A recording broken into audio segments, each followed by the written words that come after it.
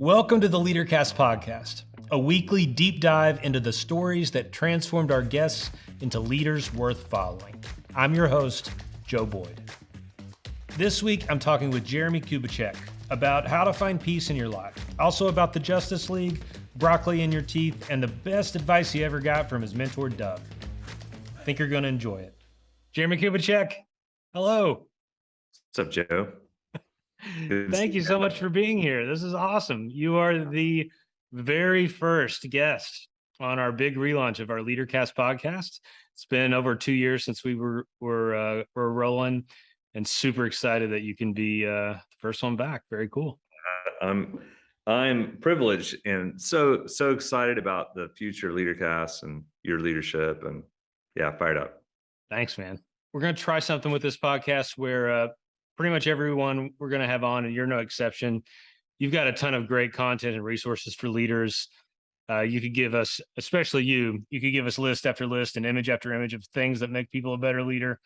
And we want to give our folks access to that sort of stuff. But for this interview, I really just want to get into you and your leadership journey. What made you the sort of leader you are? As much as you're willing, let's hear all the gritty mistakes and failures that you made, and all the successes you've had, and how that helped form you. And for this, we kind of use Joseph Campbell's hero's journey for this. So think about how almost everyone in the world was kind of born into what felt like an ordinary world. And usually some sort of mentor comes along and calls them to some great adventure. Oftentimes we don't want to do it at first, but then we give in, and the mentor gives us some sort of like sword to slay this mythical dragon that we have to kill to get the treasure that we always wanted. And then when we get that treasure, we bring it back to our ordinary world, and it's helpful to us and helpful to our friends and family. So we just kind of use that as a backdrop to kind of get your story out and hear what made you the leader you are. My first question I'd love to start with is take yourself back to like an 8, 9, 10-year-old young Jeremie Kubicek. Yep. What in terms of like TV or movies or books, was there any sort of adventure story, hero story that you were really drawn to as a kid? What's the first thing you think of when I ask you that? Yeah, it's interesting. It's probably not one person. It was actually the Super Friends. Yeah. It was actually the whole idea of the Hall of Justice. And then that's kind of translated now to like the Avengers, that the Avenger Tower, the idea that all of these superheroes would actually yield themselves to work together. And that it wasn't just, even though there's fighting and infighting sometimes, when there was actual need and a call to action, they would all join together and they'd go for it. And they would really fight for the highest good of everybody and to fight the bad guys. That, to me, every single time I would see a rally of these superheroes come together, it like emotionally gets me. Even the monkey. Yeah. Gleek or something, was that his name? Gleek. Yeah. That's right. Was there anyone in particular that if you had to choose, you're on the playground, were you drawn to any of them in particular? Yeah. That's the funny part. Not really. I mean, I like Batman, I like Superman, I like them all, but I kind of Aquaman, which is always intriguing to me. But it was just the idea of the superheroes themselves together. If the young version of you could like fast forward time travel to see you now, one thing I always wonder about is what's the one thing that you think your little Jeremie would be kind of proud of that you've done in your life? And is there anything that would shock you seeing the life you have now? I always had this, so the young me would probably, I had these big aspirations as a kid of like, who says we can't kind of a thing. Yeah. And I've lived in Russia, lived in London. I've done some pretty neat things in my life, but it was really this idea of like, go for it. And I think that the 8-year-old me would go, yeah, you did it. You went for it. Like, yes, good job. Yeah. And then there's the 20-year-old me was probably in college. I was like, I don't want to be a sellout by the time I'm 50. And the sellout for me was like, back in the day was, man, if it's all about money, then you're selling out. This kind of idealistic me. Yeah. And so I don't think he would be shocked, but I think it would probably, like, we built a neighborhood. My wife and I live in this neighborhood we built. Well, would that person be shocked that I was a sellout by building a neighborhood? And I Right. think, but I'd have to explain it to myself to go, no, no, no. Here's the rationale. Here's the reason we did. Here's what we're trying to accomplish. Here's what we're trying to do with influence. So I'd have to almost convince myself, like, I didn't sell out because Yeah. I haven't. Right. And you're from Oklahoma, right? And then you went on this long journey, this actual physical journey through the world and then back to Oklahoma City. My journey is sort of similar. I was born in Eastern Kentucky, and now I live 5-minute walk from Kentucky. I'm in Cincinnati, Ohio, right across the river. It is weird how the journey almost sometimes physically takes you home. Yeah. Do you ever think about that as part of your life, of all the adventures you went on, and here you are back where you started? Oh, even more so, Joe. We have my family farm. We moved from Prague, Czechoslovakia to Prague, Oklahoma. So very original. It's a 104-year-old farm. And currently that farm is an anchor to me. And it means a lot. My parents, all those things. So for me, when I left to go to Russia, and then I came back, then I left to go to Atlanta and then London, and then we came back. Was always around this farm. Well, my wife and I were building, my family, we're building a wedding venue on the 1,000 acres called the farmstead. And the farmstead is just this wedding complex that's going to be right in the middle. So we were just redoing my grandparents' home that he built for her for their wedding gift. And that's going to be the bridal house. And we're like, it's just full circle. So Yeah. we're living this narrative right now. Yeah. Yeah. That's it's sort of fun when your actual physical journey mirrors what's gone on inside, right? It's a nice metaphor to kind of live with every day. Totally. Um, we just got to know each other in the last few months. You are the founder. What's your official title at Giant? I don't want to mess it up. Executive chairman, founder, executive chairman. Yeah. Co-founder. Yeah.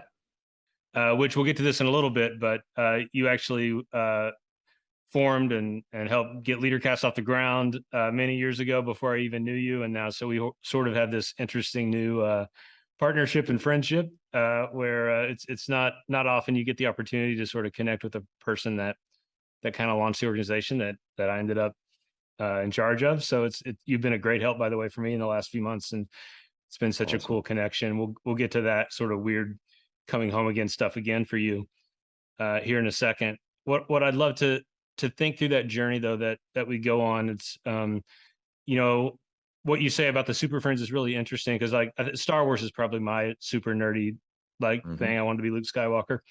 And of course his real like treasure was a family. He was an orphan, and he needed friends. He needed that adventure, but he also needed a sister who he found, and a father ultimately, and all this kind of stuff. So it's interesting that community part was already kind of in your heart, even because a lot of times I think we can't verbalize that's what we really need. We think we need something else. But I know a little bit of your story, that once our journey begins, there's these massive turning points along the way. And they usually come from either a failure or just a pain, a big disruption. And I know you've got a story like that. I was wondering, could you tell us a little bit about your late 20s, early 30s, that the story of how your life kind of took a turning point? Yeah. So I had done a lot in my 20s, a lot, and I was very ambitious, and I was the only child. So I think it was probably me trying to go out and explore the world and all those things. I am too, Uh, by the way. We're only going to book only children for this podcast. it's good. Yeah. That would So probably actually work. We should look into I, it. I ended We're up all very special. I ended up coming back to America, and so we started our business GiANT in 2002. But before I started it, and we had a big GiANT, GiANT, and the idea was like, let's do big things in a humble way, or let's do big things and do good as we go. It was kind of the general idea. But what happened to me is my wife and I went to Mexico, and we went to Cancun in September, which is always cheaper there because hurricanes come too. Yeah. This hurricane was coming, and so we got boarded up in this little hotel in Cancun, away from the resort, right away from the water as much as possible. And anyway, that night we got put in this flea bag hotel. So we were like, let's don't stay here. Let's go do something. So we saw a movie theater was open in the middle of a hurricane. So we went and see Signs by Mel Gibson. And while we were there after the movie, I got into a taxi. Kelly and she was in behind, I was in front, and I started contemplating what would happen if in the movie Mel Gibson's wife dies by a drunk driver. And I was like, how would I respond if that happened? And I don't want to be like Mel Gibson. And that was kind of the time. And then what happens to my kids? Well, I don't want to give up faith, or I don't want that to affect me if my kids somehow happen. And then what about me? What if something happened to me? I'm literally contemplating this, Joe, as it's happening. Mhm. And probably a millisecond after I had that thought, my wife goes, "No, watch out." And we turned, and a headlamp, a car literally went into the side like a missile and took me out and pushed me into the driver's seat. I didn't have a seatbelt on. My sternum popped out, 9 ribs snapped, severed intestines, paralyzed from the waist down. And in Mexico Yeah. at 10:30 at night in a In a hurricane. hurricane. Yeah. And it's a category 3. It's pretty big hurricane. And so I'm there having these conversations like to myself, having conversations with God in the moment of like, I never thought this would happen. Wow. I'm gonna die in Mexico. That is so weird. So there's a lot more to it, more than it's probably a 45-minute talk to Yeah. what happened. But in that time frame, in that process of actually dying, and I actually breathed my last breath, I got to float above the car, see the other car, see the rain coming down. It was crazy. It was like a movie as I'm floating above this scene. Obviously here, I'm not paralyzed. There was a number of things that happened. There's actually crazy amount of miracles that completely changed the way that we view life. And my wife and I experienced it. So from that moment, we get home, and we had one client, and that was it, And so we started our business with that experience and one client. And I changed the I from a big I in GiANT to a little I, and we Yeah. squashed the I. Yeah. And the I literally stands for humility, not pride. And it's the idea that something so profound can actually cause you to maybe give up trying to be somebody or prove yourself, or maybe just the issues of insecurity. And that's the journey I've probably been on since that period of time. That's you told me that story once before, but that really is crazy. Like it's not to nerd out too much on the whole story theory stuff, but that you have a physical representation of what we all have to go through in my mind. We all have to die to ourselves at some point to be ready to face the dragon, to get what we really are supposed to do. And would when I say that, would you feel like that all sort of collided in that moment? Like, was that your moment of kind of death to self? Or Yeah, I think so. It was the start of the journey of death to yeah, self. It wasn't the fulfillment. yeah, It started it, but it started it like I had my wife and I, we had unbelievable peace. And I write about peace. I talk about peace a lot, but peace is power, because when you're at peace, you've actually dealt with insecurity. And most leaders are so insecure that they allow pride, trying to be something, trying to be somebody, to reign in themselves. And when they do, it undermines their influence ultimately, and they never really get what they really want. yeah, So actually, this idea of death, this idea of humility, this idea that peace is power, that was a starting point. And I'm just on this journey, and I'm literally work super hard every single day to manage my emotions so that other people don't have to manage my emotions. And that's what I do. That's why I create the content I create. I know you do this all day long, so I know what your answer is already. But if you can expound on it, like I often wonder, is it even possible to get that insecurity out of your system, or to get to a place of peace without that huge incident? Whether it's a near death Yeah. experience like you had, or a complete failure where you lose your whole company, lose your marriage, whatever it is. Um, have you found that you can sort of over time get people to that place without that sort of life altering incident? Yes, life altering for sure. Um, Looking in the mirror and seeing broccoli in your teeth and not blaming someone else, that's really hard. It's like if I do this, I go, "Hey, Joe, where are you at? Here's a mirror. Hey, man, do you see it? Here's where. Right. Yep, right So there. Okay, do you want to there it get is. it out, or you want me to?" And I literally chipped my front tooth right before this. oh my I don't know if you goodness. can see it. It's awesome. Do you know how I did it? Doing nothing. That's how old I am. I'm officially part of my teeth falls out years old for no reason. Starbucks just knocked out. It's too much, man. Oh, But yeah, so so you so in some ways you see your job as the mirror to leaders to let them yeah. see. Yeah. And I use tools and mirrors and help them because ultimately, most people so want something. They're so trying to be something, or they overdo it. And I actually have to take them on a journey of like, relax, trust, and you start working through. And I call it's a tendency log. And I take people through this journey to go, do you know what your tendencies are? You have a Mm. tendency to exaggerate. You have a tendency to overshare. You have a tendency to try to prove yourself. You have a tendency to slander people. You have a tendency to blow up in their face. You have whatever it is. And then get them to the point where they can start having grace for that and laugh at it and go, it is. I always you'll never not have that tendency, Yeah. but it's what you do with it. It's like a pattern that you have. When do you do it and why do you do it? And when you know I'm about to exaggerate, don't add three, don't add three, don't add three, and you don't exaggerate to a situation. That's when the change happens. And but what I have to do is almost be, and I train people how to do this, is to train coaches and consultants to help people with mirrors to go, look, it's okay. We all have broccoli in our teeth.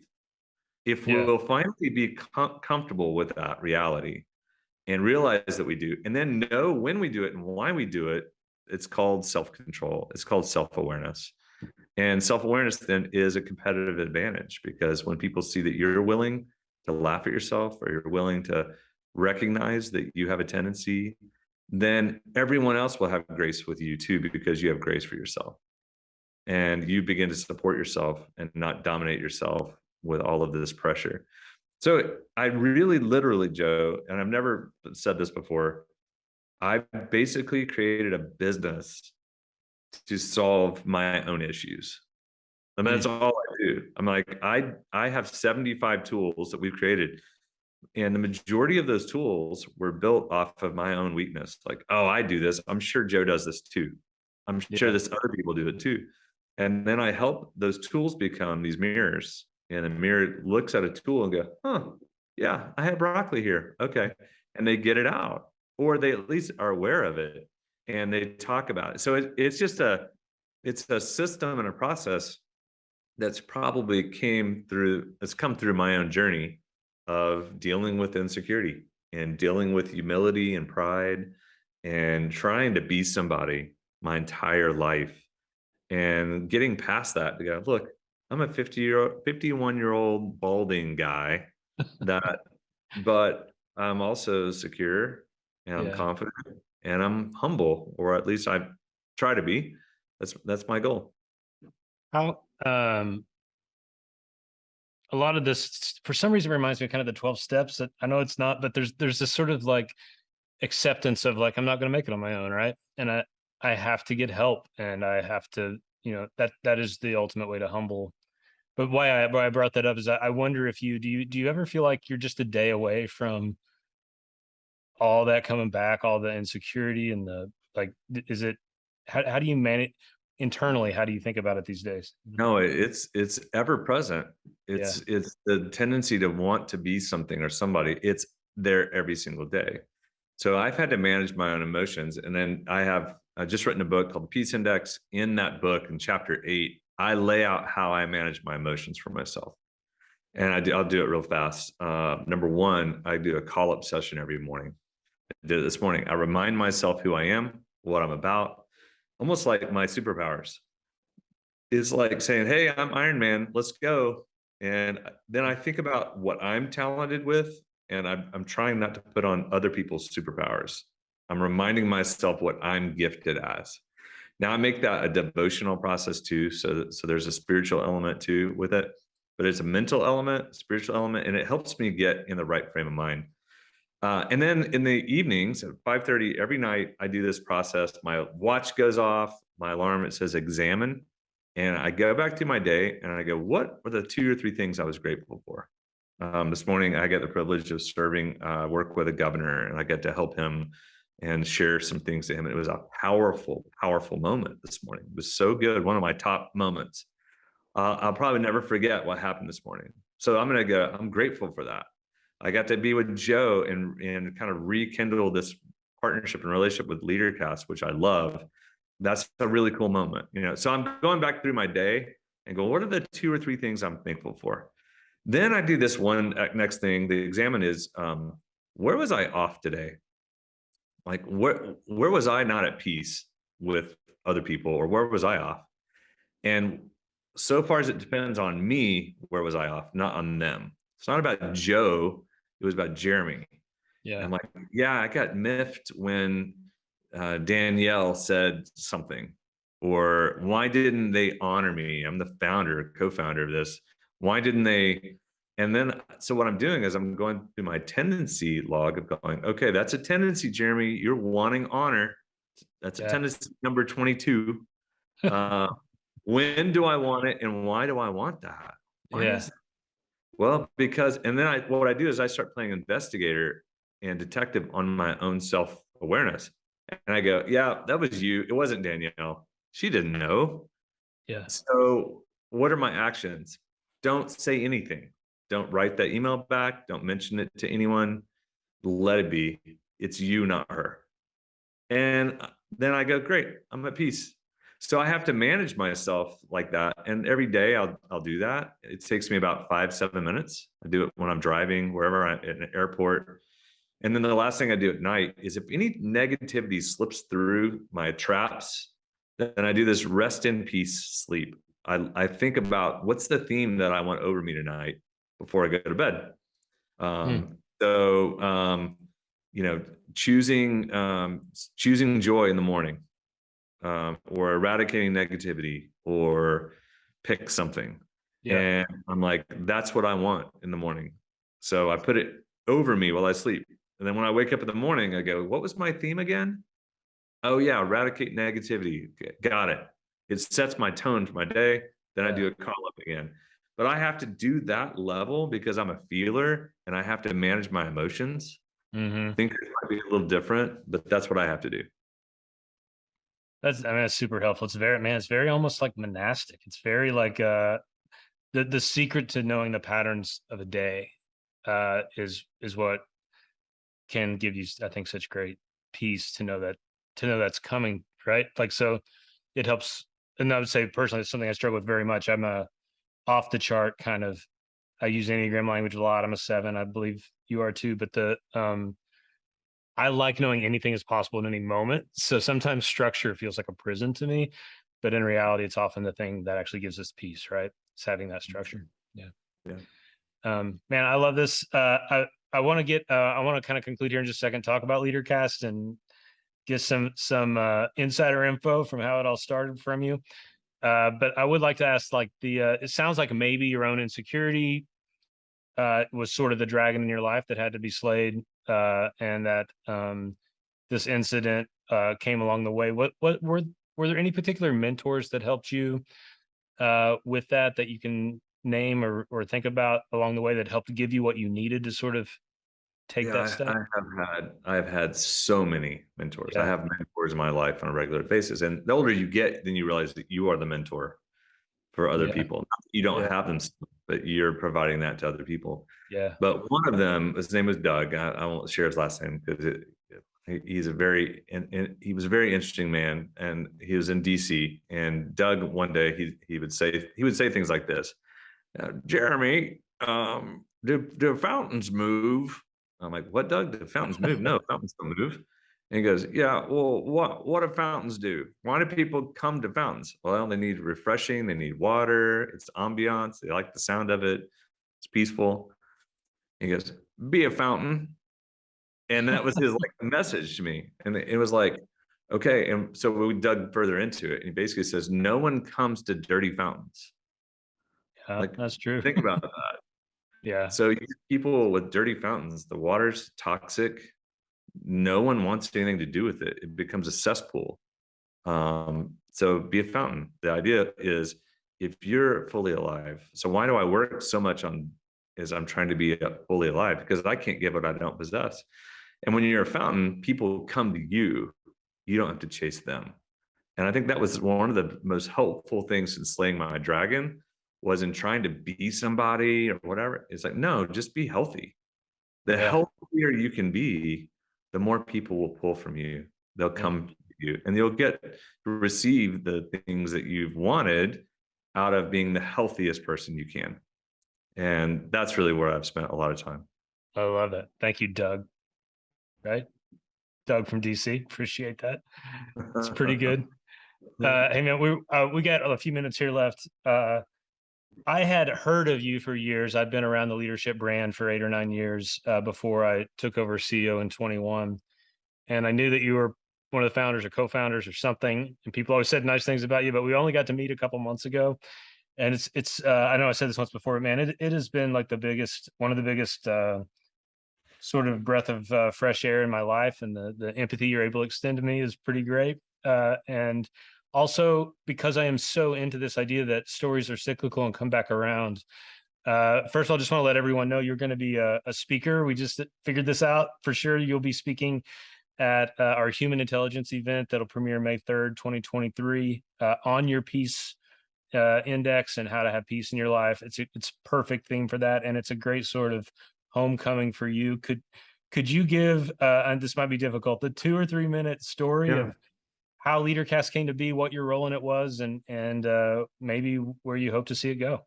Yeah. So my business partner at the time, Matthew Myers, he and I basically we had GiANT Partners was the name of our company. We bought Enjoy, which was maximum impact Enjoy, John Maxwell's assets, Yeah. and we merged them in to GiANT. And I started to peel them apart. There's 20 something brands, and I started to turn off all the bad brands, and I started to focus on Catalyst.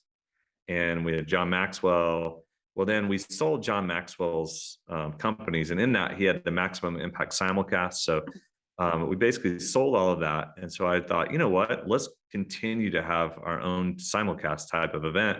So there was a brand that was in kind of off the shelf called Leadercast that we actually had, and I basically pulled that off the shelf and go, let's make it Leadercast. And so let's go partner with Chick-fil-A. And we started this partnership with Chick-fil-A, and Chick-fil-A Leadercast was actually born in Paris. No, sorry, in London.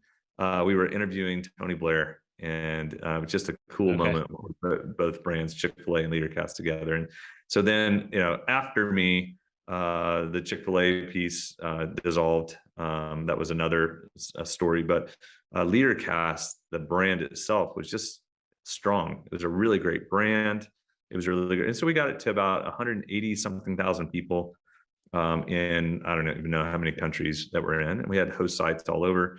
And so for me, I look at it and go, it's making it through COVID and different leadership regimes and different things. So Joe, I'm like super excited when I found out you were running this. And I go, finally, like we have a good leadership team. We have a good team focused on doing the right things. Like a Leadercast is special. It's really, really important. And it's not, I was just a founder. I was just this incubator starter. But I'm so ecstatic that you're leading this. And so I'm fully vested in helping you build it and grow it and literally expand it because the world needs better leaders. Yeah. And that's ultimately why Leadercast was born. The world needs better leaders. I love that, man. And there's honored to be one of your super friends and come together, which everyone has kind of the least power. And I'll take that one. But I'm one of the twins. I got to find the other one. I don't remember them all. But this came along as an opportunity for me, and it felt like a very worthy thing to do for what might be the final kind of run of my career in a sense, that I felt like as I was signing up for it, it was that at least that big of a commitment. And I couldn't think of a better mission than to help the world get better leaders, because that's what we need. And so there's no way in the world. The one thing I know for sure is I can't do it alone. I can't even scratch the surface. It's about finding a team of folks together. So thank you for being a part of our team as well. Can't wait for this May for you to talk on the stage. Super excited. So grateful, man. Well, thanks so much, man. Do you if people want more information from you, you just want to let them know how to connect with GiANT? What's the best thing they can do? Yeah, if they want to check out, look at what we're doing right now, it's the peaceindexbook.com, Okay. thepeaceindexbook.com. And that gives a highlight on me, on kind of a peace assessment that they can get, or they can go to giantworldwide.com for more information if you're a coach or consultant and want to take a look at that. All right. I love it, man. Great to talk to you. Thanks, Joe. See you, bud. Thanks.